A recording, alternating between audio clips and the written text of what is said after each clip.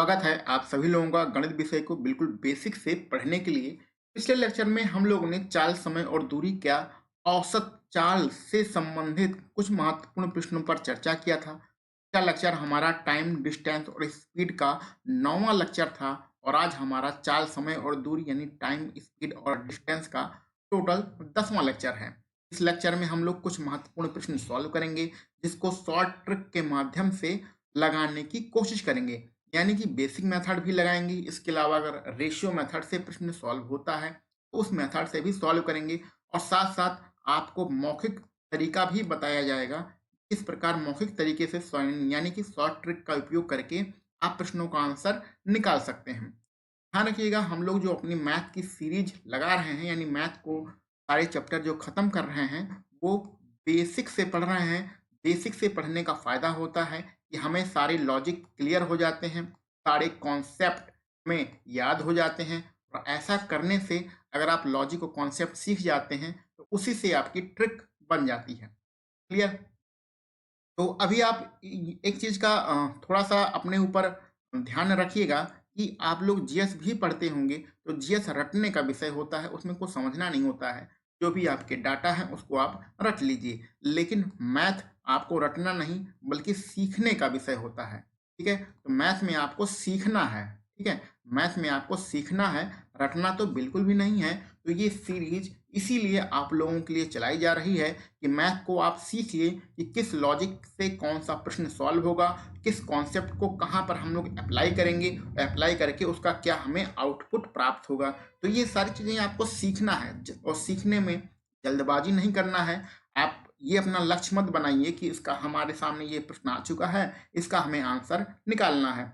ये काम तो आपको एग्जाम हॉल में करना है। अभी तो आपने पढ़ना स्टार्ट किया है, इसलिए आपको अभी मैथ सीखना है। तो चलिए यहाँ पर आपको जितनी भी चीजें बताई गई हैं उसको हम लोग अपने क्वेश्चन पर अप्लाई करते हैं। तो स्टार्ट करते हैं आज का अपना पहला प्रश्न। तो भैया पहला प्रश्न हमारे सामने आ चुका है, इसको आप लोग एक बार देख लीजिए।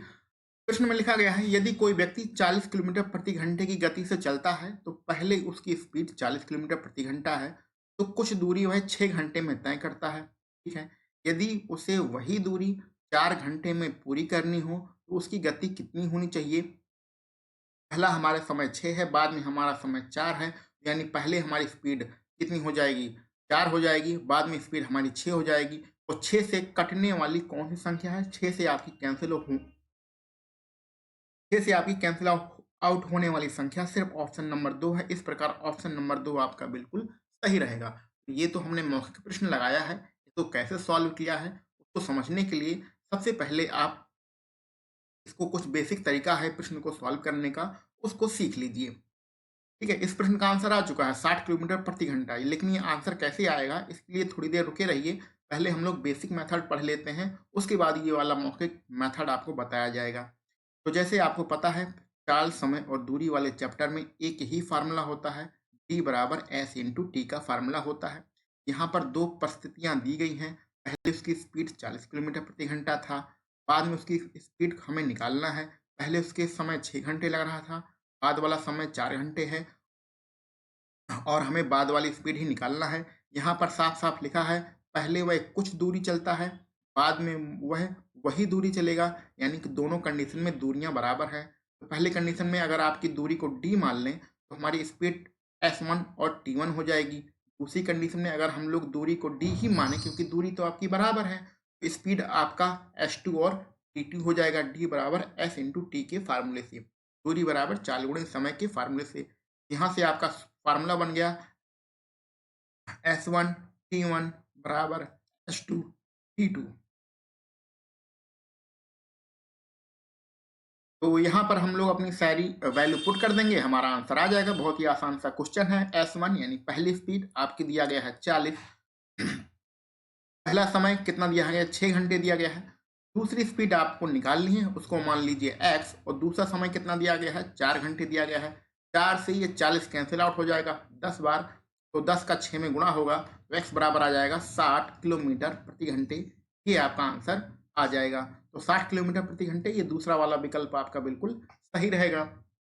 तो ये तो भैया हो गया अपना कौन सा तरीका, बेसिक मेथड हो गया जिसको हमने इस प्रश्न को सॉल्व किया है। वही अपना पुराना घिसा पिटा फार्मूला D बराबर S इंटू टी का फार्मूले का यूज करते हुए अब इसी प्रश्न को हम लोग रेशियो मेथड से भी सीख लेते हैं कि रेशियो मेथड से इस प्रश्न को कैसे सॉल्व करेंगे। तो इसी प्रश्न को बेसिक मेथड से सॉल्व करने के लिए आवश्यक है कि हमें पहला आपका अनुपात किस में दिया गया है, समय में दिया गया है। तो ये हम यहाँ पर लिख देते हैं, ये हमारी फर्स्ट कंडीशन है, ठीक है, और ये हमारी सेकंड कंडीशन है। और जो आपका रेशियो दिया गया है वो समय में दिया गया है। समय में पहला समय कितना है 6 घंटे, बाद का समय कितना है 4 घंटे। तो अगर समय यानी टाइम में हम लोग अनुपात निकालें, 2 से इसे कैंसिल आउट करेंगे तो यहाँ 3:2 हो जाएगा। ठीक है, तो समय का अनुपात आपका 3:2 है। जो चाल होगी यानी कि आपकी स्पीड होगी उसमें रेशियो कितना होगा, 2:3 का रेशियो होगा। तो फर्स्ट कंडीशन में चाल का अनुपात कितना आ रहा है, 2 आ रहा है। सेकंड कंडीशन में जो हमारी स्पीड है उसका अनुपात कितना आ रहा है, 3 आ रहा है। तो फर्स्ट कंडीशन में आपको चाल यहाँ से पता है कितना, 40 किलोमीटर। फर्स्ट कंडीशन में हमारा अनुपात कितना है, 2, यानी कि 2 अनुपात किसके बराबर है, 40 किलोमीटर प्रति घंटे के बराबर है। तो 1 अनुपात किसके बराबर होगा, दोनों तरफ 2 का भाग कर दीजिए तो इधर 1 आ जाएगा, इधर कितना हो जाएगा 20, 20 किलोमीटर प्रति घंटे के बराबर होगा हमारा 1 अनुपात।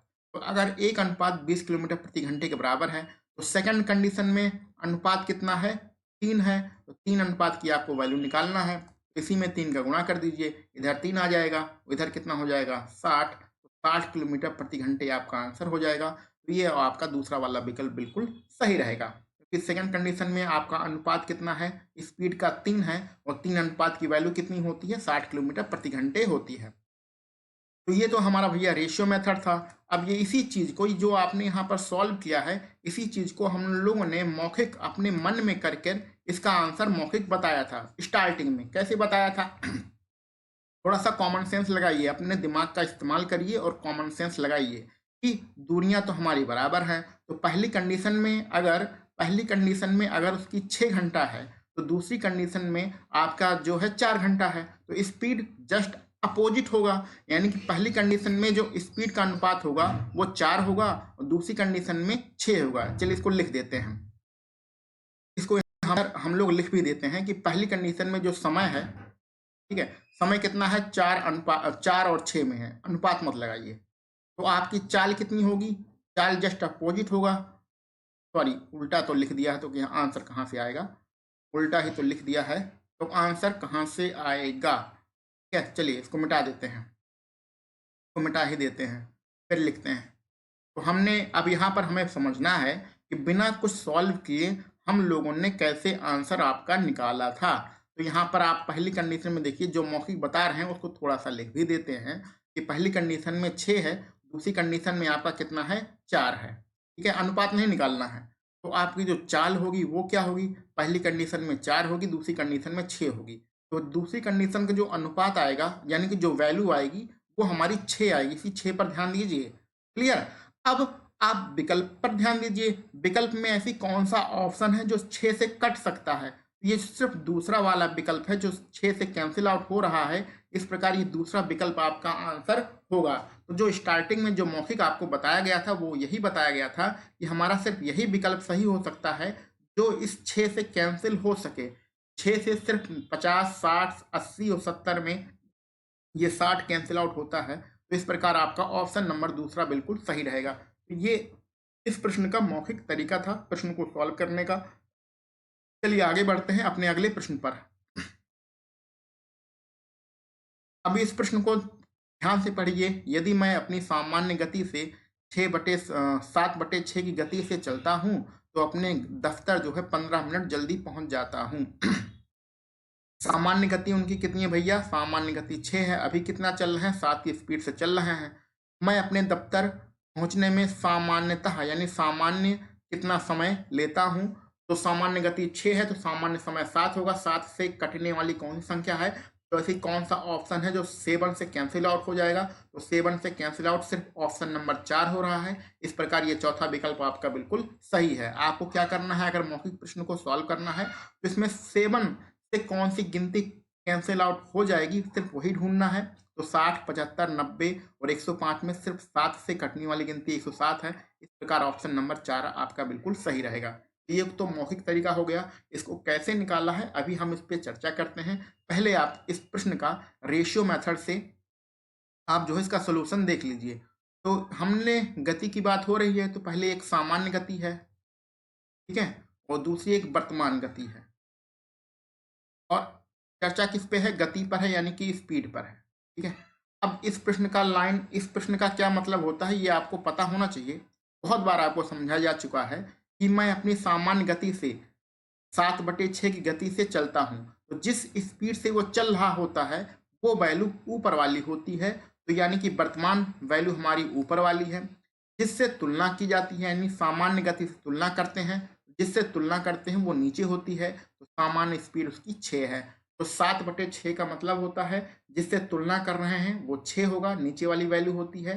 जिससे स्पीड से चल रहे होते हैं वो ऊपर वाली वैल्यू होती है, यानी 7 होती है। तो अगर स्पीड की बात करें तो उसकी ओरिजिनल स्पीड 6 है, लेकिन अभी वो 7 की स्पीड से चल रहा है।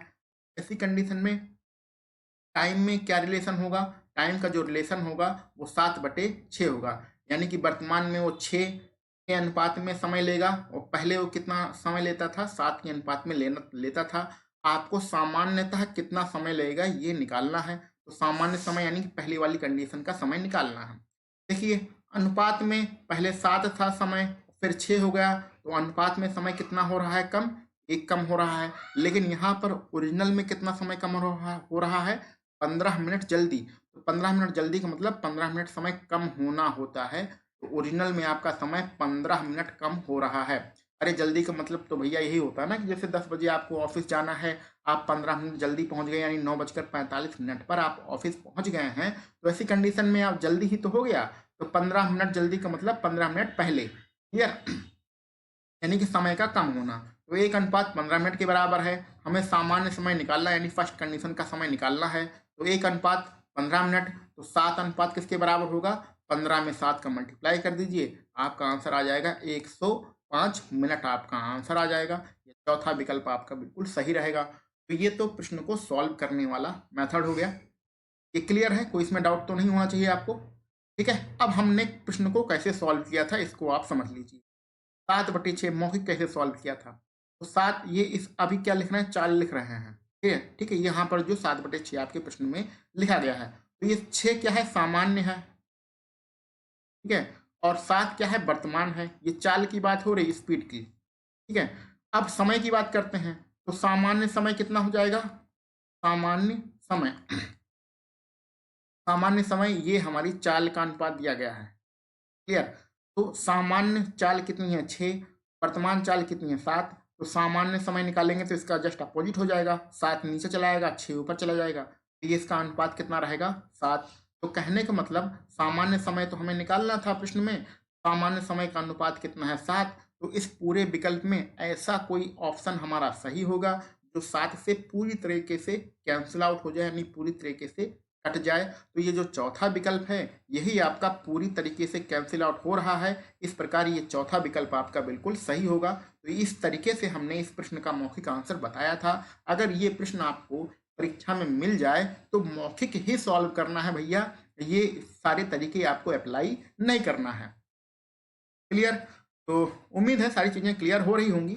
अगर सब कुछ क्लियर का मतलब ये नहीं कि सब कुछ सफा हो जाए, क्लियर का मतलब सब आपको कोई डाउट नहीं है, ठीक है। तो चलिए, कुछ लोग क्लियर का मतलब ही समझ लेते हैं कि ऑल क्लियर, मतलब जब कुछ आया ही नहीं तो जाएगा क्या, तो उसका वो मतलब नहीं निकालना है। आगे बढ़ते हैं अपने अगले प्रश्न पर। इस प्रश्न को भी हम वही अपना पुराना तरीका, कुछ नया लॉजिक लगाएंगे इस प्रश्न में। प्रश्न में क्या लिखा गया है? अगर कोई व्यक्ति 10 किलोमीटर प्रति घंटे की बजाय 12 किलोमीटर प्रति घंटे से चलता है तो वह उसी समय में 1 किलोमीटर अधिक चलता है, ठीक है। कहने का इसका मतलब क्या है इसको आप समझ लीजिए। पहले इसमें स्पीड की बात की गई है, बाद में यहाँ पर डिस्टेंस यानी दूरी की बात की गई है, ठीक है। स्पीड एक तरफ है, एक तरफ दूरी है। पहले उसकी स्पीड कितनी थी? 10 थी। बाद में स्पीड कितनी हो गई? 12 हो गई। चाल हमारी बढ़ जाएगी तो हम उतने ही समय में बहुत ज़्यादा दूरी तय कर लेंगे, ठीक है। चाल बढ़ जाएगी तो आप स्वाभाविक सी बात है आप ज़्यादा दूर जाएंगे। चाल इसकी कितनी बढ़ी है? 10 से 12 यानी 2। तो चाल में हमारा इंक्रीज कितना हुआ है? 1 मिनट। 2 किलोमीटर प्रति घंटा हमारी स्पीड में इंक्रीज हुआ है। तो दूरी में कितना बढ़ा है? दूरी आपका 1 किलोमीटर बढ़ा है। 2 किलोमीटर प्रति घंटे चाल बढ़ने से 1 किलोमीटर आपकी दूरी बढ़ जाती है। अब आगे बढ़ते हैं। उसी समय में यानी जितना समय पहले था उतना ही समय आपका अभी भी है, यानी समय आपका बराबर है। उसके द्वारा तय की गई वास्तविक दूरी 10 किलोमीटर प्रति घंटे की गति से कितनी है? यानी कि हमें अगर हमारी स्पीड 10 किलोमीटर प्रति घंटे हो जाए तो हम कितना दूर जाएंगे, यही निकालना है। आप ये रिलेशन निकाल चुके हैं। आपको यहाँ 10 किलोमीटर प्रति घंटे स्पीड लाना है। तो 10 किलोमीटर प्रति घंटे स्पीड लाने के लिए 5 गुणा करेंगे, 2 में 5 गुणा करेंगे तभी तो यहाँ 10 आएगा। तो स्पीड आपकी कितनी हो जाएगी? 10 किलोमीटर प्रति घंटे स्पीड हो गई। इस तरफ 5 गुणा करेंगे तो कितना आ जाएगा आंसर? 5 किलोमीटर आंसर आ जाएगा। यानी अगर हमारी चाल 10 किलोमीटर प्रति घंटा है तो हम कितना दूर जाएंगे? 5 किलोमीटर दूर जाएंगे। ऑप्शन नंबर तीसरा आपका बिल्कुल सही रहेगा। ये तो थोड़ा समझने वाली बात थी। आप इसका मौखिक आंसर दे सकते हैं। 10 से आपकी स्पीड कितनी हो गई? 12। तो 2 की स्पीड में जब बढ़ी तो आपका 1 किलोमीटर दूरी बढ़ा। अगर आप अपनी स्पीड 2 से बढ़ा के 10 कर दें यानी 5 गुना कर दें तो ये आपकी जो डिस्टेंस है ये भी 5 गुना हो जाएगी, यानी 5 एकम 5 किलोमीटर आपकी दूरी हो जाएगी। तो ये तो भैया बेसिक मेथड था जिससे हम लोगों ने प्रश्न को सॉल्व किया है। इसको आप रेशियो मेथड से भी प्रश्न को सॉल्व कर सकते हैं। अगर रेशियो मेथड से सॉल्व करना है तो चलिए सॉल्व कर ही देते हैं। अधिकांश स्टूडेंट रेशियो मेथड इतनी बार लगा चुके हैं कि अब उन्हें कोई दिक्कत होने वाली नहीं है। लेकिन चलिए हम लोग यहाँ पर सॉल्व करते हैं। यहाँ पर आपको बहुत सारी चीज़ें सीखने को मिलेंगी। तो रेशियो मेथड में पहले हम लोग फर्स्ट कंडीशन लिखते हैं, देन हम लोग सेकंड कंडीशन लिखते हैं। तो सेकंड कंडीशन इधर लिख देते हैं। आपको दिया क्या है? स्पीड दिया गया है, ठीक है। फर्स्ट कंडीशन में स्पीड कितनी है? 10 है। सेकंड कंडीशन में स्पीड कितनी है? 12 है। अगर हम लोग इसका अनुपात निकालने की कोशिश करें तो 2 से कैंसिल आउट करेंगे तो 5:6। ये आपकी फर्स्ट और सेकंड कंडीशन में स्पीड का अनुपात है। अब हमें डिस्टेंस निकालना है। हमें क्या निकालना है भैया? डिस्टेंस निकालना है, टाइम मत निकालिएगा। अब जरा दिमाग लगाइए, बहुत आपको अनुपात बताया गया है। अगर स्पीड में 5 और 6 का रिलेशन हो तो डिस्टेंस में कितने का रिलेशन होगा? क्या आप बता सकते हैं? अगर आपने अच्छे से पढ़ा होगा स्पीड, टाइम और डिस्टेंस तो आपको पता होगा डिस्टेंस में 5 और 6 का रिलेशन होगा। कैसे होगा? अगर आप नए हैं तो चलिए समझ लीजिए, D बराबर S इंटू टी ये फार्मूला होता है। साफ साफ लिखा है उसी समय में, यानी कि समय हमारा बराबर हो। तो अगर इस फॉर्मूले में समय बराबर हो यानी कि टी दोनों कंडीशन में हमारा बराबर हो तो रिलेशन क्या निकल के आता है? दोनों कंडीशन में बराबर होने का मतलब समय को यानी टी को हम हटा देते हैं। तो हमारा रिलेशन क्या निकाला के आता है? D बराबर F यानी दूरी बराबर चाल। ये हमारा रिलेशन निकल के आ रहा है। यानी कि जो हमारा रिलेशन किस में होगा? स्पीड में होगा, वही हमारा रिलेशन डिस्टेंस में होगा। तो स्पीड में 5 और 6 का अनुपात है तो डिस्टेंस में भी 5 और 6 का अनुपात होगा। ये सारी चीज़ें आपको चाल, समय और दूरी के चैप्टर में जब रेशियो मेथड हम लोग पढ़ रहे थे तो बहुत ही अच्छे तरीके से आपको बताया गया है, ठीक है। अब चलिए इसको सॉल्व करते हैं।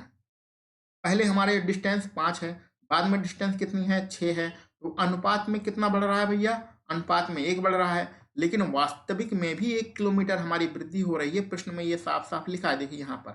तो वास्तविक में हमारी भी 1 किलोमीटर की वृद्धि हो गई। तो 1 अनुपात बराबर 1 किलोमीटर की वृद्धि हो गई। ये 5 अनुपात बराबर कितना हो जाएगा? 5 किलोमीटर हो जाएगा, ठीक है। अब यहाँ पर अभी आपका आंसर नहीं आया है, क्लियर। लेकिन फर्स्ट कंडीशन वाली बात को ध्यान में रखिए। फर्स्ट कंडीशन में आपकी स्पीड कितनी थी? 10 किलोमीटर प्रति घंटे, ये आपकी स्पीड थी। फर्स्ट कंडीशन में आपने दूरी निकाल लिया है, कितना? 5 किलोमीटर दूरी निकाल लिया है। आपने जाने अनजाने में आपने आंसर निकाल लिया है। कैसे? प्रश्न में क्या पूछ रहा था? जब आपकी स्पीड 10 किलोमीटर प्रति घंटा हो तो दूरी कितना चलेंगे? तो यहाँ देखिए आपने निकाल लिया है 10 किलोमीटर प्रति घंटा हो तो दूरी हम 5 किलोमीटर चलेंगे। इस प्रकार ऑप्शन नंबर तीसरा आपका बिल्कुल सही रहेगा। तो ठीक है, 2 मेथड से प्रश्न को सॉल्व किया गया है। वो बेसिक वाला ही मेथड लगाइए, मौखिक तरीके से ही प्रश्न को सॉल्व करिए। ये सारी चीज़ें आपको समझाने के लिए किया जा रहा है कि जिससे आपका कॉन्सेप्ट क्लियर हो जाए, लॉजिक क्लियर हो जाए कि जो मौखिक प्रश्न किए जाते हैं वो भी किसी न किसी कॉन्सेप्ट से किए जाते हैं, उसमें तुक्का नहीं लगाया जाता है, क्लियर। बाकी अगर ये प्रश्न आपकी परीक्षा में आ जाए तो उसमें आपको मौखिक ही करना है, अपना विद्वत्ता नहीं दिखाना है कि 2-3 मेथड से क्वेश्चन को सॉल्व करके हमें बताना है।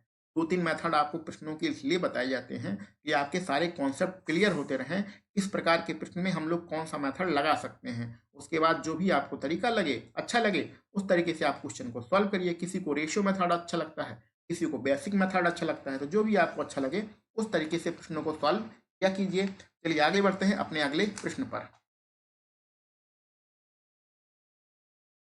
तो चलिए स्टार्ट करते हैं। एक ट्रक पहले 1/2 यानी 1.5 घंटे में 90 किलोमीटर प्रति घंटे की चाल से चलती है। इसके बाद वह 70 किलोमीटर प्रति घंटे की चाल से चलती है और 310 किलोमीटर की दूरी तय करने में ट्रक को कितना समय लगेगा। तो पहले इसका भैया हमें चित्र बनाना पड़ेगा, फिगर बनाना पड़ेगा। बना लेते हैं और उसी फिगर में ही पूरा प्रश्न हम लोग सॉल्व कर देते हैं। ध्यान रखिएगा फिगर किस लिए बना रहे हैं, क्योंकि इसी में हम लोग पूरा प्रश्न सॉल्व करेंगे। ठीक है, अब ध्यान से क्वेश्चन को पढ़िए। यहाँ आप मान लीजिए आपको ए से लेके बी तक आपको जाना है। क्लियर। एक ट्रक पहले 1/2 घंटा यानी 1 घंटे और फिर आधे घंटे, इसका मतलब यही होता है। 1/2 घंटे का मतलब होता है पहले 1 घंटा और आधा घंटा में 90 किलोमीटर प्रति घंटे की चाल से चलता है। तो 1.5 घंटे में वो 90 किलोमीटर प्रति घंटे की चाल से चलता है। मान लेते हैं यहाँ पर पहुंच गया, सी पर पहुंच गया। इसके बाद वह 70 किलोमीटर प्रति घंटे की चाल से चलता है, यानी सी के बाद बी तक वो क्या जाएगा, 70 किलोमीटर प्रति घंटे की स्पीड से जाएगा। आगे बढ़ते हैं। 310 किलोमीटर की दूरी तय करने में ट्रक को कितना समय लगेगा। हमें कुल समय निकालना है, कितना समय लगेगा, यानी ए से बी तक का समय निकालना है। ध्यान दीजिए आपका ए से सी तक का समय 1.5 घंटे दिया गया है। क्लियर, यानी सी से बी तक का हमें समय निकालना है। कुल कितनी दूरी तय करना है, कुल 310 किलोमीटर की दूरी तय करना है, यानी कि ए से बी तक का जो टोटल डिस्टेंस है वो कितना है, 310 किलोमीटर है। क्लियर। अब यहाँ पर हम लोग पेन का थोड़ा सा कलर चेंज करते हैं, उसके बाद आगे बातों को बढ़ाते हैं। अब जरूरी नहीं है कि आप बार बार फार्मूला लगा के चीज़ों को सॉल्व करिए, कुछ चीज़ें मौखिक करने की कोशिश किया कीजिए। अब ए से सी की बात करते हैं। ए से सी में कितना समय लग रहा है, 1.5 घंटा, यानी पहले 1 घंटा फिर आधा घंटा। स्पीड कितनी है, 90 किलोमीटर प्रति घंटा। तो 90 किलोमीटर प्रति घंटे का मतलब होता है कि 1 घंटे में 90 किलोमीटर, यानी कि हमें टोटल समय 1.5 घंटे में वो कितना जाएगा। तो 1 घंटे में 90 किलोमीटर तो जाएगा ही, और आधे घंटे में कितना जाएगा। जब 1 घंटे में 90 किलोमीटर प्रति घंटे का मतलब होता है कि 1 घंटे में 90 किलोमीटर हम जाएंगे। यही तो हमारी चाल होती है। तो यहाँ पर आपका 90 किलोमीटर प्रति घंटे लिखा है, वो उसका यही मतलब होता है। तो 1 घंटे में हम 90 किलोमीटर जाएंगे, लेकिन हमें आधे घंटे और चलना है। तो आधे घंटे में कितना हम चल पाएंगे, आधे घंटे में स्वाभाविक सी बात है हम आधी दूर जाएंगे। जब 1 घंटे में 90 जाएंगे तो आधे घंटे में आधा जाएंगे, यानी 45 किलोमीटर जाएंगे। तो टोटल हम कितना डिस्टेंस कवर करेंगे 1.5 घंटे में, तो हम करेंगे 135 किलोमीटर की डिस्टेंस कवर करेंगे। यहाँ पर हर चीज़ आपको फार्मूले से नहीं लगाना है, कुछ कॉमन सेंस से भी सॉल्व करना है। यानी कि हमें क्या निकल के आया, ए से सी तक की दूरी निकल के आ गई 135 किलोमीटर। तो अब बी से सी तक कितना बचा है, इसको निकाल लीजिए। तो पूरा टोटल कितना है, 310 है। यहाँ से आपका 135 निकल आया है, तो 310 को आप थोड़ी देर के लिए 300 मान लीजिए। 300 में से आप 2 हटाएं, 200 पर आएंगे तो 100 हो जाएगा। एक और 35 उसमें 135 घटाएंगे तो आपका 165 रहेगा, और उसमें 10 जोड़ देंगे तो 175 हो जाएगा। तो हमने तो भैया मौखिक निकाल लिया है। अगर आप नहीं निकाल पा रहे हैं मौखिक, तो 310 में से क्या करिएगा, 135 घटा दीजिएगा तो 175 आ जाएगा। 310 को पहले हमने 300 माना, 300 में 135 घटाए तो 165 आया, फिर ये 10 जोड़ दिया तो 175 किलोमीटर आ गया। अब आपका निकल के आया है, सी से बी तक की दूरी निकल आई है 175 किलोमीटर। सी से बी तक का आपको क्या दिया है, स्पीड दिया गया है 70 किलोमीटर प्रति घंटा। समय आप नहीं निकाल पाएंगे, समय निकाल लीजिए, क्योंकि ये दूसरा समय है इसलिए हम लोग इसको T2 मान लेते हैं। समय बराबर क्या होता है, समय बराबर होता है दूरी बटे चाल। दूरी 175, चाल है 70। चलिए इसको सॉल्व कर लेते हैं, हमारा आंसर आ जाएगा। तो सॉल्व किससे करें, चलिए पहले हम लोग किससे कैंसिल आउट करें, 5 से कैंसिल आउट कर देते हैं। तो 5 तिहाई हो जाएगा 15, 2 बचेगा, 50 हो जाएगा 25, और 5 बराबर, यहाँ पर 5 का 5 और बचेगा कितना, 2 हो जाएगा 20, 5 चौके 20। अब किससे कटेगा, 7 से कैंसिल आउट हो जाएगा। तो 7 से कैंसिल आउट होने के बाद 5 7 पन्ना 35 और 7 दूनी 14, 5/2 ये T2 आएगा। और T1 आपको समय पता है, ये देखिए 1/2 दिया ही गया है ना। 2 एकम 2 और 1 3 यानी 3/2। 1 से 1/2 को मिश्र भिन्न को भिन्न में कन्वर्ट किया है, 3/2 आ गया। अब कुल समय आपको निकालना है तो कुल समय निकाल दीजिए। कितना है? पहला 3/2 है, दूसरा कितना है? 5/2 है। इसको ऐड कर दीजिए, एलसीएम आपका नीचे 2 आएगा ही। 3 और 5 जोड़ेंगे तो कितना हो जाएगा? 8। 2 का भाग 8 में देंगे, कितना आंसर आ जाएगा आपका? 4। तो 4 घंटा आपका आंसर आ जाएगा। कहाँ पर है? ऑप्शन नंबर भैया ये चौथा वाला बिल्कुल सही है। तो आसान प्रश्न है, ज़्यादा इसमें गुणा भाग नहीं करना है, ये तो समझाने में समय लग रहा है। बाकी अगर आपको ही ये प्रश्न करना होगा तो आप बहुत ही जल्दी इस प्रश्न को सॉल्व कर सकते हैं। ठीक है, उम्मीद है सारी चीज़ें समझ में आ रही होंगी। आगे बढ़ते हैं अपने अगले प्रश्न पर।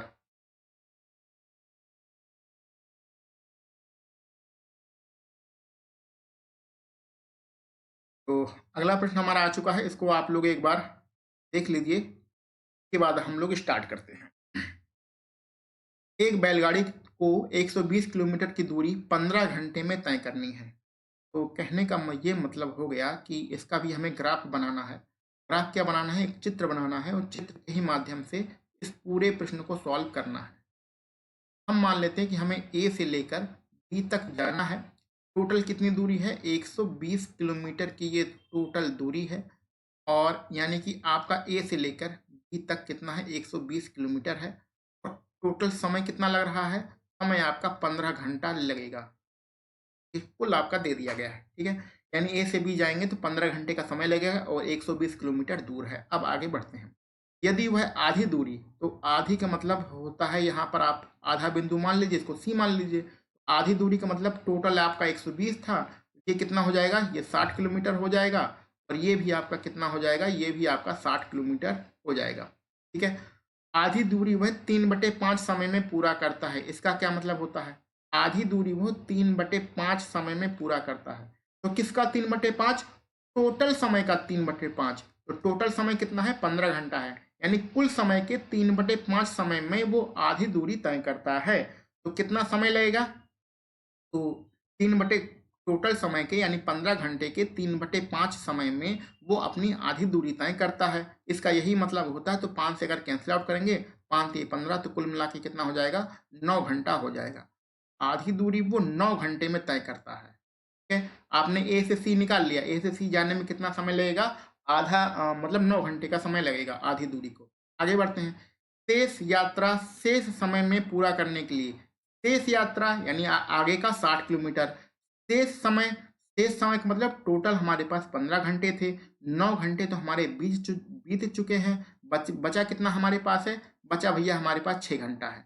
बची हुई यात्रा हमें कितने समय में तय करनी है? 6 घंटे में तय करनी है। क्योंकि यहाँ पर लिखा है शेष समय में पूरा करने के लिए बैलगाड़ी को किस गति से चलाना पड़ेगा। तो भैया बैलगाड़ी की स्पीड सेकंड वाली कंडीशन में पूछ रहा है, तो स्पीड निकालने के लिए आप जानते हैं सी से बी की स्पीड पूछ रहा है। तो सी से बी जाना कितना है? 60 किलोमीटर जाना है।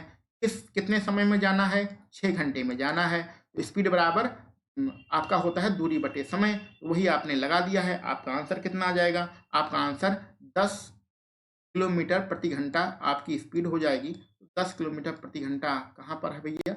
ये तीसरा ऑप्शन आपका बिल्कुल सही रहेगा। तो इस प्रकार ये जो विकल्प तीसरे नंबर का विकल्प है ये आपका बिल्कुल सही रहेगा। तीसरा विकल्प ही आपका आंसर होगा, 10 किलोमीटर प्रति घंटा। उम्मीद है सारी चीजें क्लियर हो। ज्यादा इसमें दम है नहीं क्वेश्चन में। सीधा सीधा आप चित्र बनाइए और चित्र के माध्यम से प्रश्नों को सॉल्व करिए। अब ये सारे इतने छोटे छोटे और स्टूडेंट को कठिन इसलिए लगते हैं क्योंकि स्टूडेंट इतने आलसी हो गए हैं कि ना तो वो कुछ सीखना चाहते हैं और ना ही कभी किसी चित्र में कोई ग्राफ बनाना चाहते हैं। वो चाहते हैं कि उनका कोई शॉर्टकट मेथड मिल जाए जिससे बस प्रश्न का आंसर ही निकाल लें, हमें कुछ सीखना ना पड़े। ऐसा आप पढ़ेंगे अगर मैथ, तो यकीन मानिए जिंदगी भर आपको मैथ बहुत ही कठिन लगती रहेगी। मैथ सीखने के लिए 3-4 महीने का आप समय लीजिए और आराम से मैथ पढ़िए। मैथ से आसान विषय और कोई भी नहीं होता है। ठीक है, अगर आप 3-4-5 महीने मैथ पढ़ लेते हैं, उसके बाद फिर 5-6 महीने मैथ पढ़ते भी नहीं है, तब भी आप मैथ के क्वेश्चन कर ले जाएंगे। जबकि जीएस में ऐसा नहीं है। जीएस में अगर आपने 15-20 दिन के लिए बुक रख दी उठा के तो सब कुछ सफा हो जाता है। क्लियर? चलिए आगे बढ़ते हैं आज के अपने आखिरी प्रश्न पर। यदि ए एक चक्कर 40 सेकंड में लगाए और बी 50 सेकंड में लगाए तो उन्हें प्रारंभिक बिंदु पर एक साथ पहुंचने में कितना समय लगेगा। तो कहने का मतलब है एक आपका वृत्ताकार पथ है, ठीक है। यहाँ से मान लेते हैं ए चलना स्टार्ट करता है, तो ये जब पूरा चक्कर लगाता है यहाँ से स्टार्ट करेगा और फिर इसी बिंदु पर आ जाएगा, तो पूरा उसे जो समय लगता है वो 50 सेकंड का समय लगता है, ठीक है, 50 सेकंड का। और यहीं से आपका बी भी दौड़ना स्टार्ट करता है और ये जो पूरा समय घूम के आएगा तो उसे कितना समय लगता है, उसे 40 सेकंड का समय लगता है। लैपटॉप थोड़ा सा हैंग रहा है इसलिए थोड़ी सी प्रॉब्लम हो रही है, इसलिए इसको एडजस्ट कर लीजिएगा। इसको क्या करना है, अपडेट कराना है और इसमें एंटीवायरस डलाना है।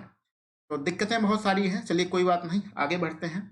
तो भैया ए जो है 50 सेकंड का समय लगता है पूरा चक्कर पूरा करने में, बी है 40 सेकंड का समय लगाता है पूरा चक्कर को कंप्लीट करने में, ठीक है। अब हमें निकालना क्या है कि प्रारंभिक बिंदु पर वो एक साथ पहुंचने में उन्हें कितना समय लगेगा। स्वाभाविक सी बात है कि प्रारंभिक बिंदु पर ए जल्दी पहुंच जाएगा और बी उससे 10 सेकंड कितना है 10 सेकंड पीछे रहेगा, तो कभी ये एक साथ तो मिल नहीं पाएंगे। तो क्या करेंगे, ये बार बार चक्कर लगाते रहेंगे, बार बार चक्कर लगाएंगे तो आपको वही निकालना है कि बार बार चक्कर लगाने में कितने समय बाद ये एक दूसरे से मिलते हैं।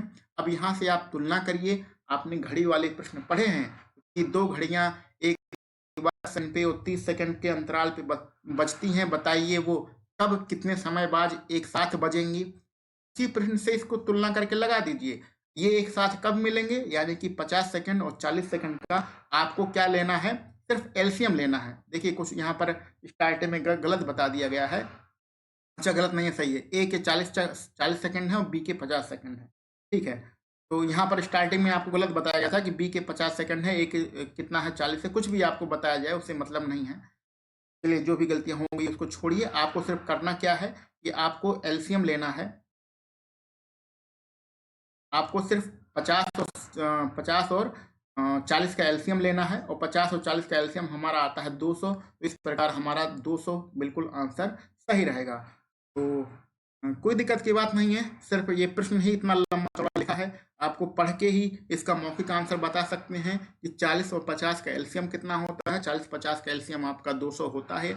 अब एलसीएम लेना तो आता ही होगा, एलसीएम ऐसा तो है नहीं कि आप लोगों को एलसीएम लेना नहीं आता है, एलसीएम सबको निकालना आता है।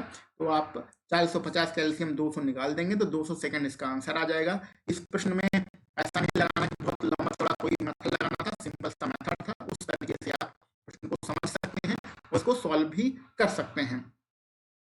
तो आज के लिए हम लोग बस इतने ही प्रश्न रखते हैं।